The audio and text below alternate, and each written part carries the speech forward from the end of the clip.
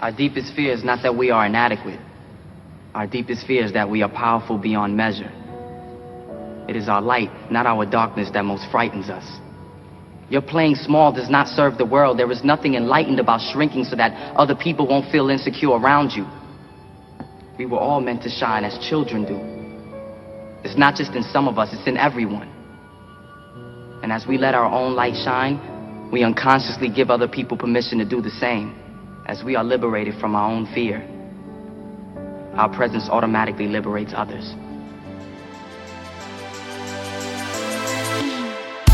Welcome to Successful Dropout.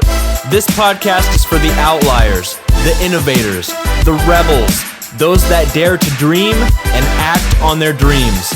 I'm your host, Kylan Ginger. Join me as we find out what it takes to drop out, grind, and succeed. What is up, successful dropouts? Get stoked because today on the show we have Patrick BetDavid. Patrick is an American entrepreneur, author, and creator of the Valuetainment channel on YouTube, which has been referred to as the voice for entrepreneurs. Patrick is currently the CEO and founder of PHP Agency Inc., or People Helping People, I believe is what that stands for. It's a leading insurance sales, marketing, and distribution company. He resides in Dallas, Texas with his wife and 3 children. So Patrick, that's the intro I have for you, man, but tell us a little bit more about yourself and what you do. Well, it's good to be on this podcast, especially with the title, the Successful Dropout title, which I love. It's, so the moment Mario told me, Pat, there's a podcast out there called Successful Dropout. What do you think about it? So let's get on that podcast right there. Awesome. So, my story is pretty simple. I born and raised in Iran, lived there 10 years. We escaped 6 weeks after Khomeini died. To a refugee camp in Germany, lived there for a couple of years.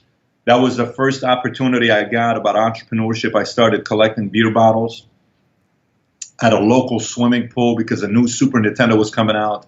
And I wanted Super Mario Brothers 2. And my good friend, Jan Staff, at the refugee camp, had a very hot younger sister. And so he loved Super Mario Brothers so much. So I said, I got to figure out a way to get the Super Mario Brothers so he can play with Super Nintendo and I can play with his sister at the park.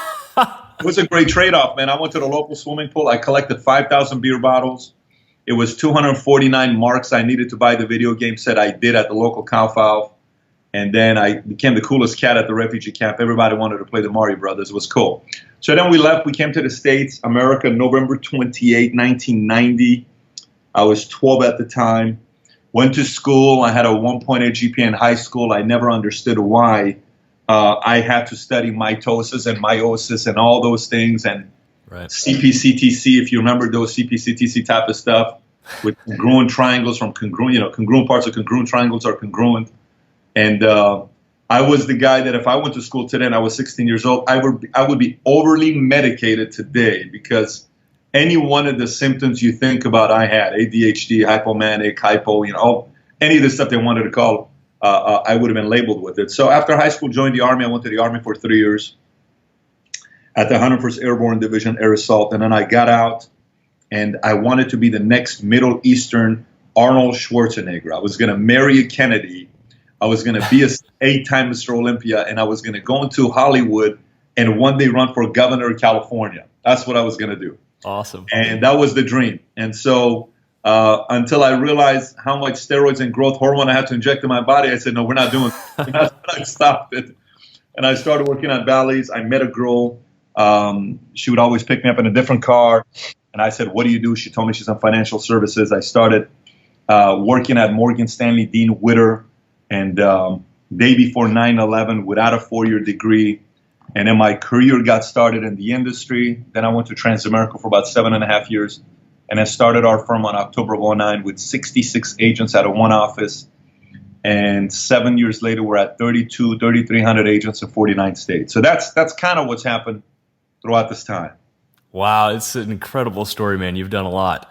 So take us back now. Here at Successful Dropout, we like to get into the dropout story. What was that story like? Take us back to that moment when you decided this isn't for me, and what was that making that decision like? So, look, even though I had a 1.8 GPA in high school, I was obsessed with math.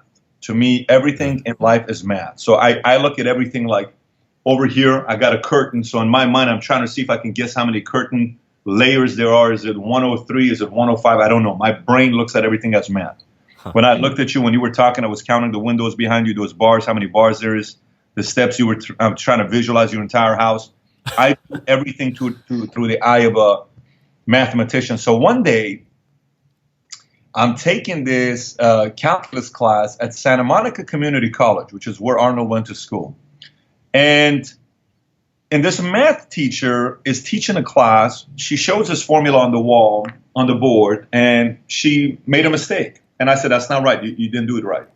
And she says, what do you mean? I said, that's wrong. You actually have the wrong way you went about solving this, and the students are not understanding what you're doing. She says, what are you talking about? So let me show you. So I go up there on the board, and I do the mathematical formula. And then she says, you're right. But then after me being the right, I became the curve. She's just started taking shots at me the entire time, and we started having a falling out. And I'm sitting there asking myself, what is this person making? This is a person that's probably making $50,000 a year. She seems extremely miserable. She is not happy. More power to you for having the tolerance to be a teacher. But schooling is just not for me. I'm not going to sit here and have people telling me what to do. I've never run a business before. And quite frankly, as an immigrant who came to America, there is really, if you really think about why someone comes to America, think about that for a second. You're in Washington yourself, right? You're in a nice area of Washington. You got a lake in front of you, all this other stuff. So why do immigrants come to America? I think enough people on MSNBC, Fox, and CNN don't answer this question. Why do people come to America? Do people come to America because of Social Security? No. Do people come to America because of health benefits? No. Do people come to America because of Section 8? No. You know why people come to America? Freedom of speech, freedom of assembly, freedom of religion, free enterprise, which is entrepreneurship. Yeah. And for me, if you are working for a company that offers an incredible benefits plan, but you don't take advantage of the benefits program, it's your fault. So we're living in a country which essentially our compensation plan, any country, the way they structure their tax brackets, it represents a compensation plan. So that is your comp plan. Every country has their own comp plan. Our country's comp plan is capitalism. Okay, so what do you mean, Pat? Here's what I mean by it. The system is set up to benefit the business owner, period. So when a lot of people get upset and they say, I can't believe this business owner pays only this much taxes, and I can't believe this. Yes, because the more jobs business owners create, the lower the unemployment will get. So guess what? Solve for X. In America, taxes benefits business owners. Maybe you ought to be a business owner.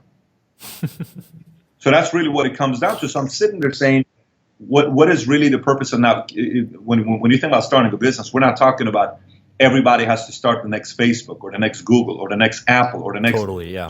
I'm not talking about that. I'm talking about, dude, go start a business on the side, selling shirts and make $2,000 a month. Go start something on the side. Making some food at your house. Your mom has a recipe. Start selling it for the community and make $1,500 a month. But I'm saying take advantage of the fact that we have the entrepreneurship system we have in America. So, in essence, that's kind of how all this led to entrepreneurship to me. Yeah. Now, speaking of entrepreneurship, I know your channel Valuetainment. You focus on that a lot. For people listening, most of them are going to be younger and either in the middle of their first business or just thinking of starting one. Could you give us some advice on what would be the best way to come up with and validate a business idea? Got it. So let me explain it maybe in a different way. So for me, I think a lot of times we are so focused on the idea, and I think instead of being focused on the idea, I would much rather be focused on a skill set. So let me explain what I mean by that. So I'll go a little bit deeper. So let's take all the skill sets in the world. Okay, what skill is the skill that pays the most? Think about that question. What skill set pays the most? So some people will say acting, basketball, baseball, or all these other things. Some will say coding. Some will say this. But it's very simple what skill set pays the most. It's sales, period.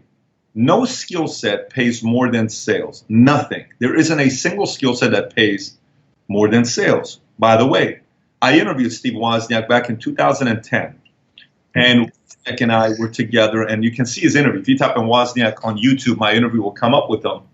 And most people think Wozniak is only an engineer. But if you listen to Wozniak's way of how excited he gets, his energy, his enthusiasm, that was his tactic of selling. Now, the real sales guy behind Apple is obviously Steve Jobs. Yeah. Bill Gates is a salesman. Donald Trump is a salesman. Barack Obama is a salesman. If you think about anybody who eventually goes to the highest level, they're salespeople. Now, sales, some people are listening to this, 22-year-old kid is thinking, shyster, manipulation. No, sales is communication, how to communicate, how to persuade. The people that learn how to persuade the best end up getting the most business. And let me explain why I'm saying this. If the 22-year-old or the 19-year-old is listening, saying, Pat, isn't it about the idea over the skill set? No, there are a lot of great people with great ideas who have no clue how to sell it. Okay, let me tell you what I sell for a living. I sell life insurance. Let me say that one more time. I sell life insurance. Do you know what just happened the moment I said I sell life insurance? Half your listeners just dropped off, okay? You're saying, did he just say he sells life insurance? Yes, I sell life insurance. Now, some people that are listening may say, I don't want to get into the life insurance business. I'm not asking you to get into the life insurance business. But what's the first thing I said after the word I? I sell, then life insurance. So the one that people got to answer is, if it's first I, what do I want to do? I want to drop out. Great. We've made that decision. What's the next skill you're going to do? I play. I sell, then it's industry. The industry could be the idea. So the way I assess industry is the following way. Look at industries that no one's paying attention to. Since you got a lot of young guys on your podcast, I'll say something that the guys are going to like. When I used to be young and I used to go to nightclubs, and, when you're trying to meet girls and pick up girls and all this other stuff, I eventually came out with a system that, I got to tell you, it was closest thing to 100%. I mean, it was not effective. And I'll tell you what this is, okay? Just let's try to have some fun with this here. Yeah. System was. Here's what my system was, okay? And I started the system back in Nashville, Tennessee, when I lived in Fort Campbell, Kentucky. And let me tell you, in Nashville, Tennessee, everyone's white, and I'm the only Middle Eastern. And I'm going to a nightclub. I got this big nose, big ears. They've never seen somebody look. I don't have blue eyes, green eyes. I don't have the good-looking guy. I'm just going in there. And so I had a system. This is what my system was. Everybody who goes into the nightclub, every man who goes into a nightclub, the first thing 100% of all men notice is the 10s, okay? And the 10 is those 3 girls that are dressed in the green, the yellow, and whatever they have on. Everyone notices the 10s. The first thing you got to do when you go into a nightclub is eliminate the 10s. Because if I got 300 guys going after the 10s, that's 300 for 3. The chances are so low. I chase the 8 because no one's paying attention to the 8. And the 8s are the ones I look because the market's bigger for the 8. So then you would go and you talk to the 8s, and then you have a conversation that you build out. And my system was very simple. I would go and I would make one round. And at the first round, all I'm doing is I have a goal. 20 girls are going to hear a compliment from me, and I'm walking off. Nothing else. And compliment in areas that matters to them, such as, hey, I'm an eyebrow guy. I can tell you put some time into with whoever you want to. I love your eyebrows. And I walk off. Hey, your toes, beautiful toes. I know many people don't pay attention to this. Your toes look amazing. Good for you. Have a good time tonight. Compliment, no line, no, hey, your dad must be a thief because he stole stars from the sky and put it in your eyes. And you're just focus lines. I'm complimenting. And on round 2, when I make a turn, guess who's talking to me? Those 20 girls. They just want to say, hey, so what's your name? Hey, what's your name? Then there's relationship. Then I go with 8s. Go back to the point I'm trying to make to you here. Never chase the 10 in the business. Everyone's chasing the 10. Everyone wants to be the next Snapchat. Everyone wants to be the next Facebook. Everyone wants to be the next Twitter. Everyone wants to be the next hottest thing that's out there. Right. Find an industry with massive problems that no one is paying attention to. You become the solution. Find a way to differentiate yourself in that industry. And if you can figure that part and you can learn how to sell it to the world, if you can sell it to the world that this thing can make an impact and we buy it, now you have a business. So for me, instead of idea, flip it and chase a skill first. Okay, I like that a lot. It's really interesting. And what you said, excuse me, reminds me of, and I forget where I read this, but it was the phrase "go into ball bearings," or in other words, go into something or take a look at something that nobody else is taking a look at, where there could be some massive opportunity that everybody else is overlooking. How can you reinvent the number 2 pencil? And it's just you're right. Everybody wants to create the next Uber, the next Snapchat, but man, and there's some guests I've had on the show that would be in very industries you just wouldn't really think of that are doing incredibly well. So, Patrick, what do you think are some ways, though, for people listening? So the skill of selling, selling a product or a service, or even selling yourself as a person. What are some practical ways that somebody, besides going to nightclubs, and I'm sure somebody listening is going to steal this trick of yours? What are some practical ways that people can practice selling?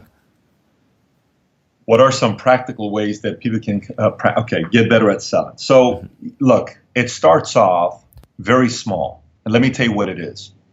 I every day, I would bring my staff over, and I liked having lunch with my staff. Yeah. And I ask, when I'm having lunch with my staff, I ask them, so, hey, what do you think about what just happened yesterday? Like, let's just say there's some issue that happened, and let's just say there's the debates going on, and people are doing certain things. There's a debate between Bernie Sanders and Hillary, or there's a debate between somebody, or there's a sport person's being traded. DeMarcus Cousins got traded to New Orleans, or hey, obviously the Seattle Seahawks didn't make it to the Super Bowl, and Sherman, all right, same, and Sherman's the biggest smack talker, but he thinks he's the best, and he's claiming he's the greatest of all time, but he's not.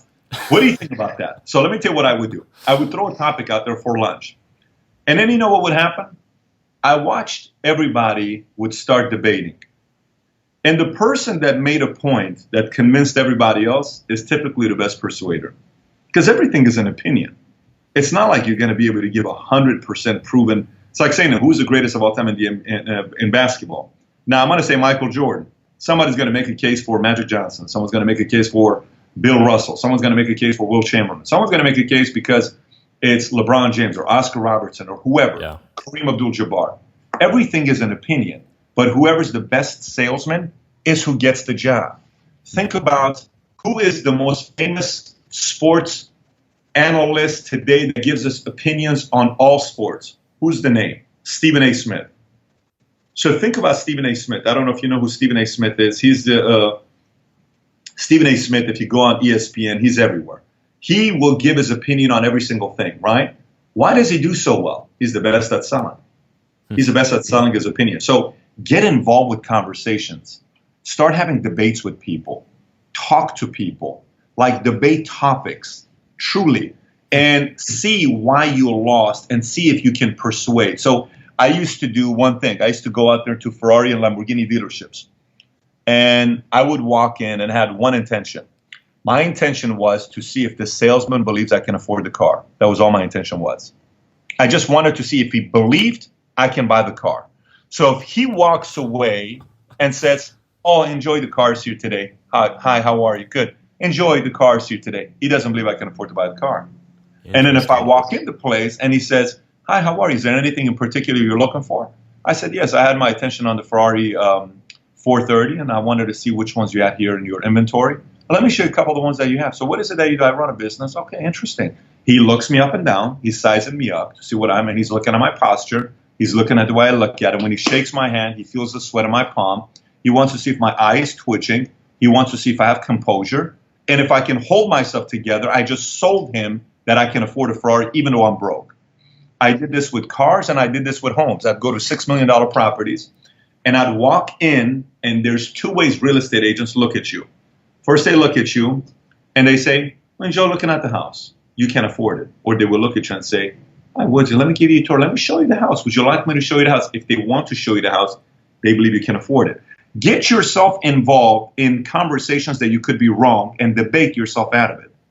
Put yourself in positions where you're actually imposing your opinion that you could be possible. And this can happen with moms, dad, brother, sister, your girlfriend, your boyfriend. You can have this conversation with anybody, your buddies, and say, hey, man, I think the Lakers suck. Really? How could you say that? Yeah. Then get into that battle. And you'll see eventually you'll get stuck in places and say, I can work on this better. And the more you do that, the better you get. But sales is a skill that can be learned. Sales, the great thing about sales is not like basketball, where no matter how much you go do squats and you do leg curls and hamstrings, the chances of you jumping 48 inches is slim to none, period. Okay? Yeah. This one guy just ran the 40-yard dash in how long? He ran it in 4.22.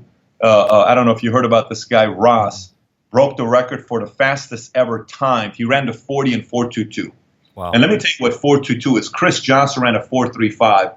Joey Galloway ran a 4.28. Like 4.22 is Olympic type of speed, right? He ran an Olympic type of speed of 4.22. Wow. No matter how much you and I train every day, we will never run a 4.22. But no matter how much you train in skills, you can eventually be an incredible salesman. You can eventually be an incredible salesman that can help you out in any business you're part of. And by the way, think about it more this way. You said idea. The 19, 20-year-old that's listening to this, if you're great in sales and you learn the skill set, guess what could happen to you? Let me tell you what could happen to you. You could find the idea guy and sell him on meeting you. So if that made any sense. Yeah. You can find the guy who's got a better idea than you, who's a geek, and he's incredible at coming up with ideas, but you know how to sell it, and he needs you. And you partner up with him 50-50. Now you have a business. Why it's a Jobs-Wozniak scenario. Exactly the point. So, and by the way, you know who ended up being richer? Wozniak's only got like $50 to $100 million to himself. Jobs died, $7 billion. It's a big difference. Jeez. The salesman always ends up at the top. Wow, man, that's incredible. So switching gears a little bit more now, you have a video out there. So for people listening, I'd recommend checking out Patrick's channel, Valuetainment. He's got over 200,000 subscribers, and it seems like it's growing really fast. You may have seen his video. Let me make sure I get the title right. The Life of an Entrepreneur in 90 Seconds, which got, I think, over 25 million views cumulatively. Is that correct? It's 30 right now, but who's counting? Wow, over 30. So you may have seen it inadvertently. And if you're familiar with that, man, I've watched it a few times now, and it still gives me like goosebumps. It's just so good. So if you haven't watched that, check it out. If you have, this is the guy we're talking to right now. But Patrick, you made another video, and I think the title was, Should You Stay in School or Drop Out? And I remember you made some very, very good points kind of going over the pros and cons of each one of those. And I'd love you to just talk and expound on that a bit for people listening who are asking that question themselves. I just published a book called Dropout and Get School. I just published this book. It came out 1 month ago. It came out a month ago. It's called Dropout and Get School. And the case for thinking twice about schooling. And in this book, we have stats that will blow anybody away when you read the stats. I mean, this book has already been banned by 2 high schools. No way. Oh, yeah. Teachers grabbed this book and everybody started sharing it with everybody. The teacher took it away from them. Parents got called in. Then those 2 parents read the books and they said they agree with what's in the book, which made it even more interesting. Look, I have 3 kids, and the only way I can give you feedback is the feedback that I would give my own kids. Okay, so I'm going to give it to you as if you're my own kid. I'm 38 now. You're 18, 20 years. You could be my kid if somebody's 18 listening in. Perfect. If I'm 18 if you're 18 and I'm your father, I am first truly trying to figure out what interests you the most. Like, for instance, my kid, I don't have to tell him to pick up the guitar. He picks up the guitar. That's a sign. Dad has to pay attention to that. Yeah. My other kid, I don't have to tell him anything. He'll pick up a baseball bat. Okay. But it's not me telling him this. He's picking this up himself, right? He likes that. One is extremely a disciplinarian, and he tells you what it is, like he's a general. He could be a military guy. I don't know. The other one is all about entertain, charm, making you laugh, all these things. He's such a charmer and storyteller, and he knows how to get away with trouble all the time, and he's a persuader. So he could do well on a lot of other things, right? Yeah. So from there it comes a time where if I want to become a lawyer, if I want to become an engineer, if I want to become a doctor, if I want to go any of those places, I need to go to school, period. Yeah. If I'm trying to run a business, if you're my son, you're my 18-year-old son, and you want to run a business, I'm going to think about the top 5 people I know who run successful businesses, and I'm going to ask them for a favor. I'm going to say, do you mind if my son works for you for free for 1 month? He works 1 month for free for a CEO, 1 month for free for another CEO, 1 month for free. I'll pick 5 of them. And they will be from 5 different industries. Now, I have the benefit here because I have friends in many different businesses that I can send you to learn from them. But I'm doing that. I'm funding the person to go to work with a CEO for a month here, month here, month here, month here, month here. At that point, one of them you're going to like, but you're going to learn a lot about people skills and all these other things. Yeah. So if you're listening to this and saying, I honestly don't know what industry I want to be a part of, I'm undecided. Look, have you ever met somebody very, very interesting where you could listen to them talk for hours and it felt like it's 5 minutes? So think about that, right? What made them very interesting? Ask that question. What made them very interesting? You're going to say one thing: their experiences. You're not going to say what made them interesting is how brilliant they were. You're going to say their experiences that they shared by telling you stories. Yeah. So imagine if instead of going to college for 4 years, you go and you live in Germany for a year and you work there. Imagine if you go and you live in China for 1 year. Imagine you go and you live in Spain for 1 year and you go and live in Japan for 1 year and you work in those 4 countries. Now you tell me, one kid goes to college, gets a 4-year degree in communication.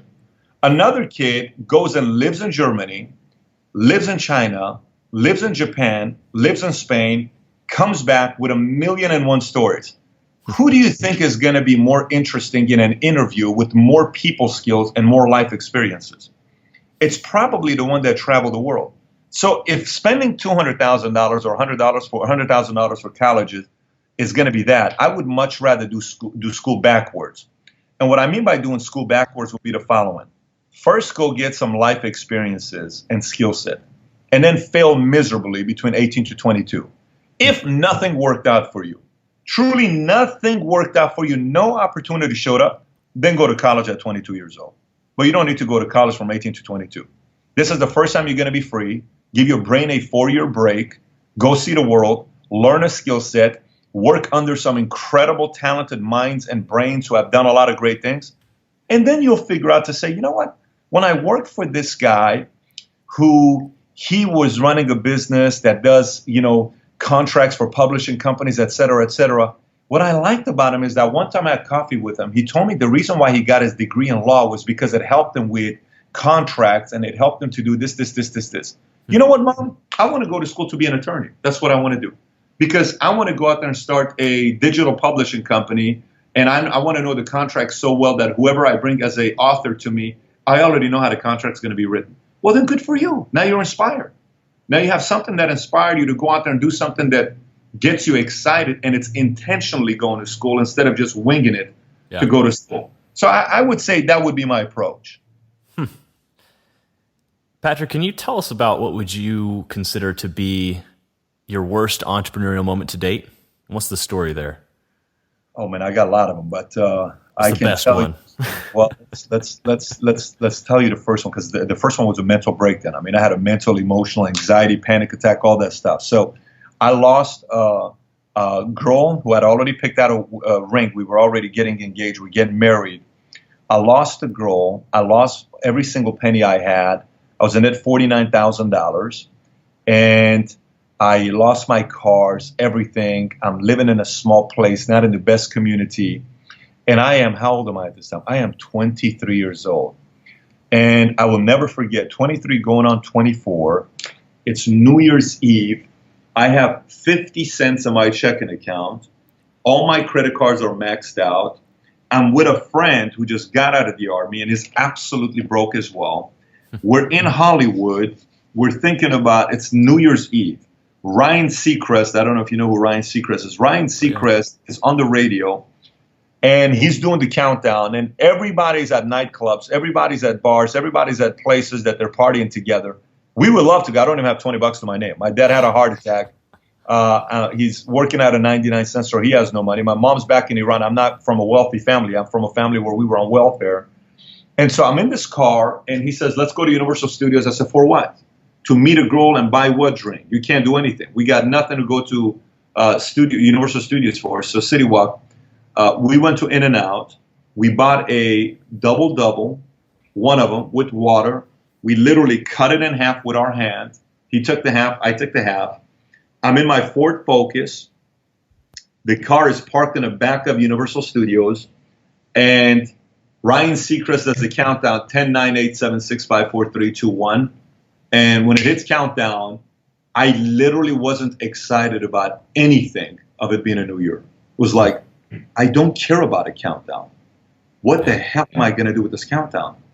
And I'm in my car with him next to me. I'm getting emotional at that time. And I just said to myself, this is the last time a new year is going to come that I will not be excited about a new year. Last time.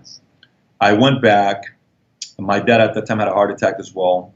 I was crying like a little baby outside of the hospital.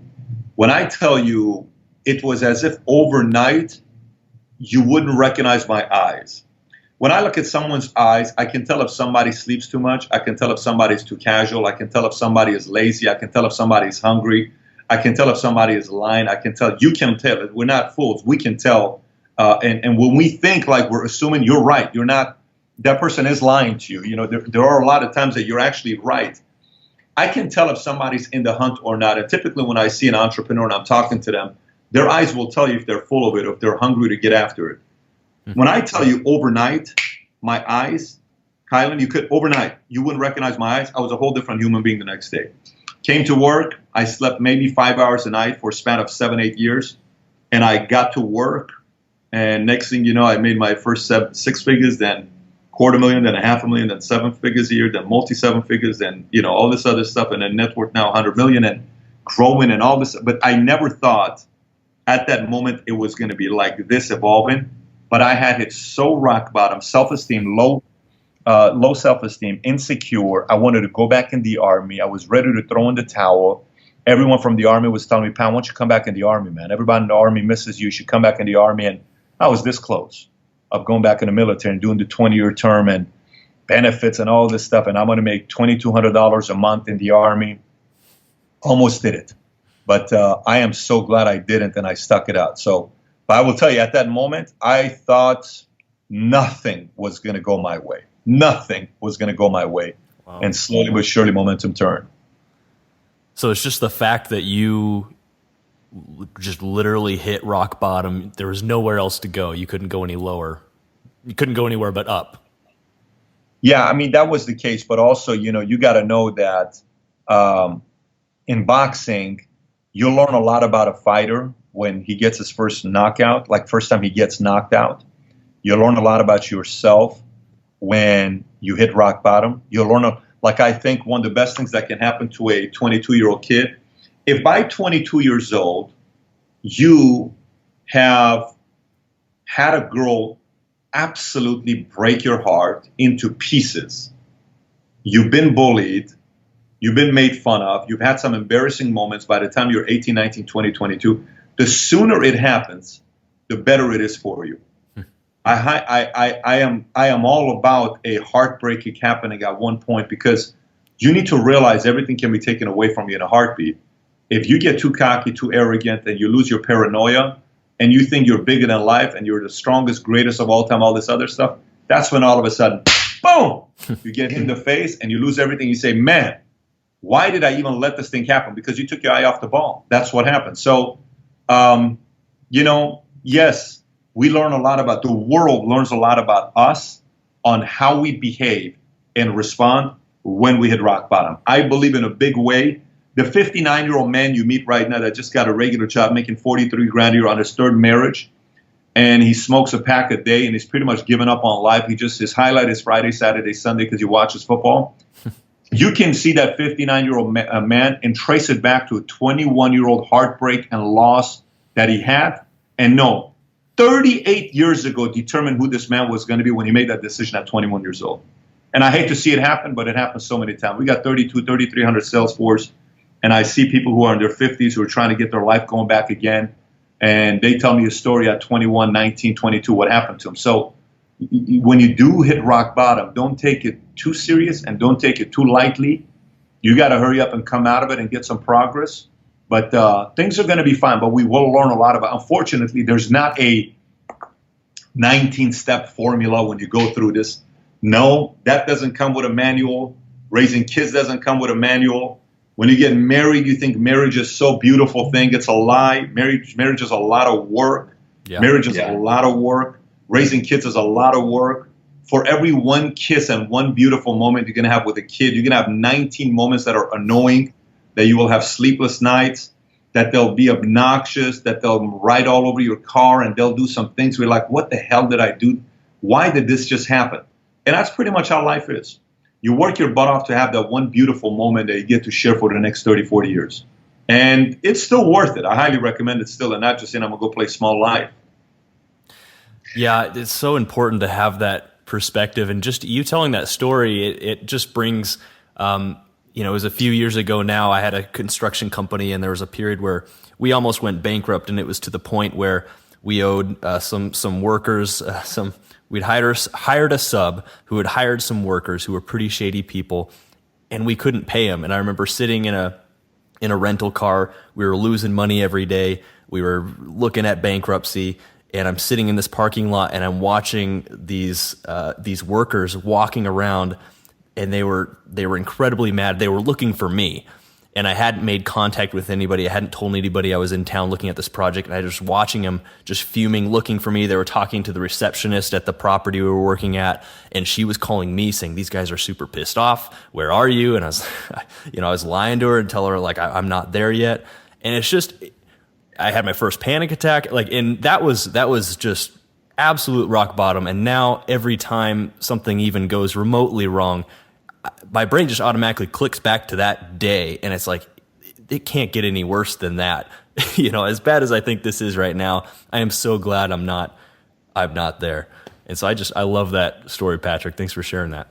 You know what's amazing, to just say something on that, and thanks for sharing your story as well, is there seems to be a lot of people nowadays with anxiety attacks and panic attacks. I just hear a lot of stories of people having anxiety attacks and panic attacks, if you can just tell them to stop the knock. So there's a lot of people that have anxiety attacks and panic attacks. I had my first one 2.5 years ago. I've never had anxiety attack, but I had my first one 2.5 years ago when it was 2:00 in the morning. I came back from a flight. I was gone on a tour for 2 weeks. I came back, and my body started shaking. Ambulance came, picked me up. They took me to the hospital. They thought I was having a heart attack. And the doctor said, "No, you're simply having a panic attack." And he said, "What do you tell me about your schedule, your life?" He started telling, I just had a lot of things going on. My wife, we had our first kid. She was pregnant on the second one. Our business is running tight with margins. We didn't have a lot of money. I'm running this business. I have competitors trying to put me out of business, enemies, the bigger $400 billion companies I'm going up against. And I studied the subject. Of anxiety and panic attack. And I studied the subject of depression. It got me to a point of studying those two subjects. And let me tell you what happened. The best description I got was the following. Here's how it works.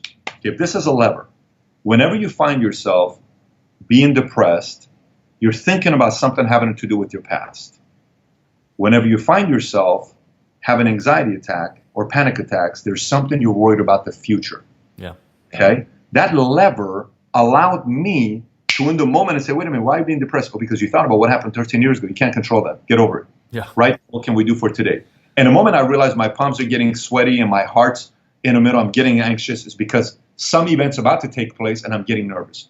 If you can come to equilibrium, which is today, what can I do today to control this now? And if I can be in this state, then I'm relaxed. That can take, so many entrepreneurs I know struggle with, especially the younger kids, struggle with this because they're making decisions. What's going to happen with my future? What's going to happen with this? Focus on what you can learn and what you can improve today, and everything will work itself out. Yeah, man, two things to speak to that. I'm reading the book right now called The War of Art by Stephen Pressfield.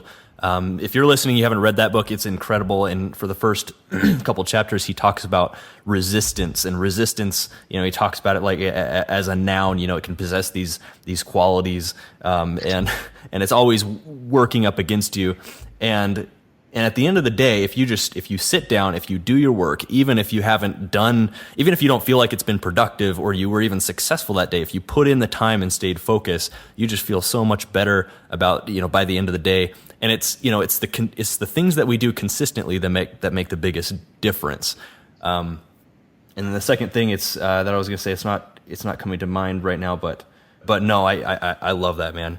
So switching gears a little bit too, on the flip side of that, what would you consider to be more of an aha moment in your entrepreneurial journey? You know, a moment, a story where something clicked, and from that point forward, you thought about things differently. My first aha moment. My first aha moment was when I realized you can compete with anybody. You can compete with anybody. There was a guy I was competing with at a company who was way ahead of me as an advisor. He was way, way ahead of me. And nobody thought they could compete with this guy because it was so astronomical. Until one day I realized, this entire game, the game of entrepreneurship is all about numbers. One day I faced him, and we were in Arizona at an event, and I told him, I said, I need 5 minutes with you afterwards. And he talked. He was a big bully. He bullied everybody, always bullying everybody. I'm not a fan of bullies. I kind of like bullying bullies. I'm not a fan of bullies, right? So we have 2 rules in our family with my kids. I teach them 2 things. One, the 4 things we focus on every day is we lead, we love, we respect, we improve. We don't bully, and we don't get bullied, period. So I teach them what a bully does. Love it. And I say, I'm going to bully you. What are you going to do about it? Show me. Okay? And then if they bully each other, then I bully them. I said, no one in your life is going to be a bigger bully than me. If you can handle me, you're going to be fine, but you don't bully anybody, right? So this guy was bullying everybody. And I waited for this meeting. And after the meeting, he came. I said, I need 5 minutes of your time. He's 10, 15 years older than me. I'm probably 25 years old at this time. I pulled him aside. I said, listen, I finally figured out in business, this is a game of who's going to improve the fastest and who's going to last the longest. And I said, I'm going to out-improve you, and I'm going to outlast you. Therefore, you can never compete with me. And I told him in his face. And he started cursing me out. You motherfucker. He started all this stuff. He started telling me, who the F do you think you are? He started saying all this stuff to me. I said, I'm just telling you, I'm not going to stop. And I will outbreed you, out-improve you, outwork you, and eventually you will not be able to compete. Let me tell you why that was an aha moment. It was an aha moment because I'm in an industry, in the life insurance industry, with a lot of bullies. There's a lot of, there's not necessarily mafia, but there's a lot of politics in the life insurance business. You're dealing with people, you're in negotiating rooms where these guys can push you around and do all this other stuff. And if it wasn't for that one moment at that time, I would not be able to handle all these other people that I'm handling in this business that are managing $80 billion, $300 billion companies in boardrooms that I have to sit there and ask them for money and ask them for raises. And we get them because at 25, 13 years ago, I was able to stand up to a guy that was a competitor way ahead of me, and it made me realize we can go up against anybody. Man, and just the personal accountability with that too. Once you've made that public, you've got to follow through.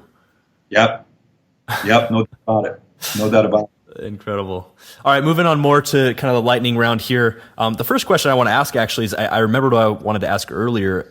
Do you do any form of meditation? Because as you were talking about kind of the pendulum and anxiety versus depression, it reminded me of meditation. And one of the things that you practice in meditation is the ability to step back and observe your thoughts almost from a distance. So do you do any sort of meditation, anything like that? Well, if we define what meditations is meditation self-talk? Is meditation prayer? Is meditation reflecting? Is meditation being in a quiet room when you're thinking for yourself? If that is what meditations is, 100% I do it every day. Yes, I do that every day, because without it, I would drive myself insane is what I would do if I didn't do that. So the answer will be yes. By the way, great book to read if you haven't read it yet, and a great philosophy to study for anybody who struggles with anxiety and panic attacks and depression is Stoicism. I don't know if you've studied Stoicism or not. Seneca's Letters? Yeah, Seneca's Letters, or even Marcus Aurelius's book, Meditations. There's a lot of great content in there. He was the first official emperor or leader that studied Stoicism and ran a nation based on the Stoic philosophies. There's a lot of good. And even if you go deeper and you study where Stoicism came from a former philosophy called Cynicism. Cynicism was a philosophy. Yeah. They sat around and they believed that if anything bad can happen, that's what's going to happen. They really believed everything bad was going to happen to. So eventually one person walked away from Cynicism, and that guy's name was Seneca. And Seneca started Stoicism, and now we have Stoicism. So yes, the answer to your question, meditations, will be yes.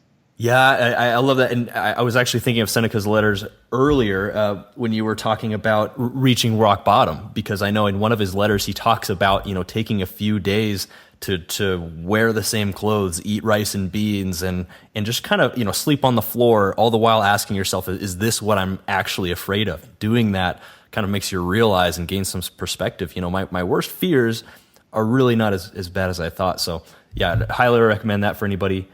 Patrick, what's a personal habit besides meditation that contributes to the success that you've achieved so far? I am obsessively curious. I mean, I am so curious, it's insane. I love to know. I'm very curious. I'm always trying to find out, if I go to any restaurant, any business, any place I walk into, I ask one question all the time. If I was the owner, how would I make this place better? How would I make this business better? Every business I walk into, I do that. No matter where I go into, I always ask myself, the people that are sitting around me, I'll say, how would you make this restaurant better? How would you make this business better? How would you make this place better? And then we come up with a bunch of different ideas on how to make the place better. But I would tell you, those are probably it. And I'm obsessed about reading. I read a lot, so it gives me a lot of clarity. Yeah, I see you've got all the books behind you, and that leads nicely into my next question, which is what other books would you recommend to us and why? It depends on topic. If we're dealing with 18 to 25-year-olds, number one book I would tell them is the book I wrote, which is Dropout and Get School. This is a self-promotion opportunity, but it has to do with your book. And I would tell you, before you buy the book, go read the reviews, especially the reviews from parents that are on Amazon. It's got like 73 reviews in 4 weeks. Very interesting reviews that we're getting from the readers. But I would say that. The other thing I would say is, it's a book that was recommended to me by a friend of mine. It's called Hypomanic Edge. Hypomanic Edge is a book written by John Gardner. I mean, no one's probably ever going to recommend this book to you. It looks like this, Hypomanic Edge. Okay. And it says the link between craziness and success in America. Okay. It goes into the insanity part of a lot of different personalities that we admire. It breaks down this one part saying, after studying a bunch of CEOs and what they had in common, this is what they came up with. The typical entrepreneur is filled with the following. He is filled with energy, flooded with ideas, is driven, restless, and unable to keep still. He channels his energy into the achievement of wildly grand ambitions. He often works on little sleep. He feels brilliant, special, chosen, perhaps even destined to change the world. He can be euphoric. He becomes easily irritated by minor obstacles. He is a risk taker. He overspends in both business and his personal life. He acts out sexually. He sometimes acts impulsively with poor judgment in ways that can have painful consequences. He is fast talking. He is witty, gregarious. His confidence can make him charismatic and persuasive. He is also prone to make enemies and is persecuted by those who do not accept his vision and mission. It's just a very good book with a lot of great stories. And I think what you realize is, if you think you're a little bit crazy after reading this book, you're going to say, I'm going to be okay. So I don't want to recommend you the book that everybody else recommends you. I figured I'd recommend you books that nobody recommends you. I'd say those two books. Well, a lot of people consider dropping out of college crazy. It does take a special kind of mentality to get off the treadmill and forge your own path. So I love it. We'll have those linked in the show notes there. Especially your book. I'm actually excited to get into that. I didn't realize you just had that out. That's awesome. But Patrick, coming down to our last couple of questions here. Well, actually, I have two more questions for you. Do you get 8 hours of sleep? No, I don't. I can't think of the last time I slept 8 hours. Really? Literally, I can't think of the last time I slept 8 hours. And you're able to function fine in that way? Fine. I don't drink coffee. Let me tell you, I can't drink coffee. Really? I'll tell you a funny story about Red Bull. I was in Vegas 2 weeks ago with a couple of my friends, and we were playing craps. Every year I play a little bit with these guys, and we're playing craps, and they keep bringing drinks. So my buddy said, just bring the round. So the first drink, people asked me, what do you want? I said, I want to have Red Bull and vodka. And we went 15 rounds, and I forgot what I was drinking the entire time. Oh, great. And I don't ever drink Red Bull. I don't ever drink Monster. I don't ever drink coffee. I ran a sales office for 10 years, and I never allowed coffee in my office because I don't like stains. So all of a sudden, we go upstairs. It's 2 o'clock in the morning, and my bed is wet. I'm sweating. It's 7 o'clock in the morning, and I can't sleep. And then I realized I had 15 glasses of Red Bull. Good Lord. I wake up, I tell my friend, I have to go throw up. I'm trying to figure out a way to sweat this thing out. I'm putting in the steam room with the shower. I'm like, what is going to happen to me right now? But yeah, I don't do anything like that. I'm not a fan of that at all myself. But I probably sleep 4 to 6 hours a night. 4 to 6 hours. Yeah, man, I wish I was that way, but it's got to be a good 7 to 8 hours. But let me give you a better answer. So everybody understands this. You don't have to sleep 4 to 6 hours. This is the part. I think one of the things, this whole sleep thing people are trying to figure out, don't compare your sleep to the way my body is. You have your own level of genius in your own way. My dad told me one thing one time after he had all his heart attacks. He says, look, no one knows your body better than who? You. Yeah. Stay true to your body. So you know your body better than any doctor, any analyst, anybody that's going to give you anything. You figure out what your body's all about. Yeah, love it. How much Netflix do you watch? I'm not a Netflix guy. I actually watch more YouTube than I do watch Netflix, but I do YouTube, and I do watch movies. I'm obsessed with movies, but yeah, not a lot of Netflix. What's your favorite movie? Oh my God, it's on my website. I have a top 100 movies for entrepreneurs. Mario, what serious? Braveheart, I would say Braveheart's up there. Yes. I can probably watch, Rocky. I can watch Men on Fire probably a couple hundred times. I won't get tired of it. One of them that makes zero sense is Cocktails with Tom Cruise. It's one of his worst movies of all time. Interesting. But I love Cocktails, man.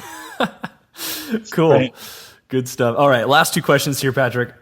Excuse me. What advice do you have, just parting advice, for any of our listeners who are thinking of dropping out of college, but they haven't quite made that step yet? Just some parting words. Read the book before you drop out. That's the first thing I would tell you, because I have an argument why 80% need to drop out or not. That book will live, by the time you're done, the great thing about the book is it's not telling you drop out of college, but it's the formula. Yeah. And I have a dropout quiz on my website where you can go answer these questions, and the quiz on my website, patrickbetdavid.com, the quiz will tell you whether you should drop out or stay in school. It actually tells you, based on the score you get, what you should do. Awesome. Okay, we'll link to that as well. And then the last question here, what advice do you have for any of our listeners who've already dropped out and who are already on their entrepreneurial journey? Time to get to work. You ain't got a lot of time. Drop the partying, drop the smoking weed, drop the ecstasy, drop the drinking. Don't do any of that stupid stuff that really messes with your mind. You don't need any of that stuff. You don't need it to escape. Go make your business work to a level where the business becomes your escape from reality because of the experiences you're going to have. But sometimes, the girlfriend that tells you, let's smoke weed and drop X and have sex, drop that girlfriend immediately. You don't need to. If she's willing to have sex without ecstasy and weed, then go for it. But with it, no, you don't need to mess with your own mind. Stay focused on what you're doing with your business. Love it. Absolutely love it, man. What's the best way for people to connect with you? So I respond back to pretty much 60% of my Snapchat messages. It used to be 100%, but now it's just thousands coming in. Snapchat, my username is BetDavid19. On YouTube, you can find me on Valuetainment, and then everything that I have is on the website, patrickbetdavid.com.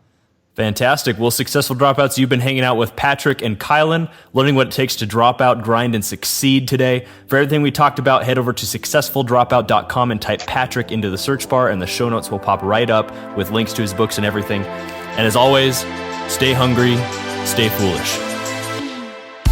Successful Dropouts, the best part for me about doing this podcast is actually not talking to the amazing guests I have on the show, but it's talking to you guys and hearing your story, where you're at, and how I can help.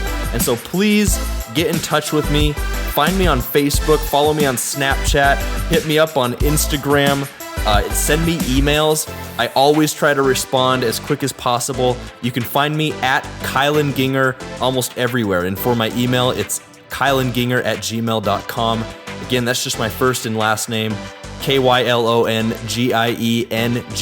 It's unique, so you should have no problem finding me, but get in touch.